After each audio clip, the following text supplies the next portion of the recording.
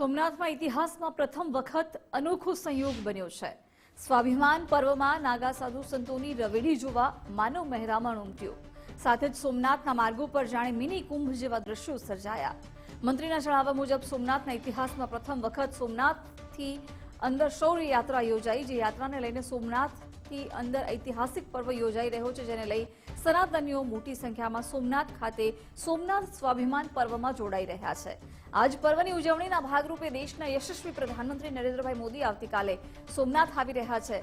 તે પણ આ ક્ષણનો લાહવો લેવા અને શૌર્ય યાત્રામાં જોડાશે। સનાતનીઓના પવિત્ર આત્માને શાંતિ માટે સોમનાથની અંદર શૌર્ય યાત્રા પણ યોજાઈ રહી છે। તમામ દેવગત આત્માઓને શાંતિ માટે 72 કલાક ઓમકારના જાપ સાથે સનાતનીઓ માટે આજનો દિવસ એક અવસર બન્યો હોય તેવું સોમનાથની અંદર અલૌકિક દ્રશ્ય પણ જોવા મળ્યું। આવતીકાલે નરેન્દ્રભાઈ મોદી દ્વારા 3000 ડ્રોન દ્વારા ડ્રોન શો યોજાશે। સાથે જ સોમનાથની અંદર ભક્તિ અને શક્તિના નાદ પણ ગુંજશે। આ આવનારા દિવસોમાં 11 તારીખે આવતીકાલે રાત્રે પ્રધાનમંત્રી શ્રી અહીંયા આવવાના છે।